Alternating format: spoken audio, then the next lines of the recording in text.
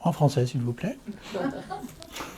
Je vois que si j'accueille complètement une pensée, quelle qu'elle soit, une pensée banale, même une pensée vraiment emmerdante, si je la laisse vivre complètement, elle m'amène à sa source, et donc à la paix. Même chose pour les sensations, même la douleur, si je la laisse vraiment. Alors, je ne comprends pas pourquoi ça ne se produit pas pour les objets perçus visuellement. Ils me laissent tranquille, mais ça ne me ramène pas à cette paix. Après tout, il y a 3 catégories d'objets, n'est-ce pas? Les pensées, les sensations et les perceptions. Si déjà les 2 premières te ramènent à cette source, c'est pas si mal. Ok, ça c'est... À ce moment-là, peu importe, comme dirait l'autre, le flacon, pourvu qu'on ait l'ivresse, peu importe l'objet, pour peu qu'on soit à la source. La suggestion serait de laisser les objets qui semblent les plus propices pour cela accomplir en quelque sorte leur mission, celle en tant qu'objet perçu de nous ramener à ce qui les perçoit, à la source, conscience. Et il ne s'agit pas de se lancer dans des allers-retours, finalement.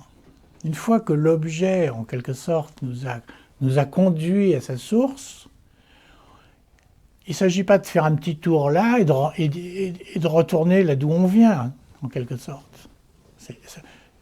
Un aller simple suffit. Donc l'objet pointe vers la source qui révèle, dans ce qui vient d'être dit, et une fois que cette source se révèle, la suggestion, c'est d'y être, tout simplement. C'est d'y prendre plaisir ou de s'y la couler douce, n'est-ce pas? Alors peut-être que ensuite, pendant un certain temps, le surgissement d'un autre objet va nous attirer, et nous refocaliser sur lui, et donc nous fournir le retour pour retourner là d'où nous venions. Mais comme il est lui-même à ce moment-là l'occasion du retour à la source, eh bien à ce moment-là, nous y retournons. Alors dans ce cas-là, la suggestion, c'est de prendre plaisir au voyage. Mais une fois que nous y sommes, c'est là qu'on peut s'y abandonner, quoi. Et lorsqu'on s'y abandonne, autrement dit, lorsqu'on y est, l'invitation sera de voir qu'en fait, il en est ainsi avec tous les objets.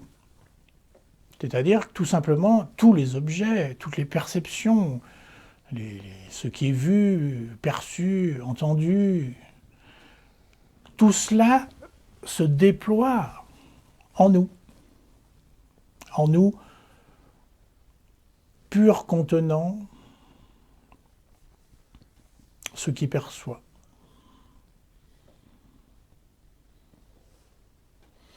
À ce moment-là, ces objets auront rempli leur mission et ils deviendront des occasions de célébration en quelque sorte.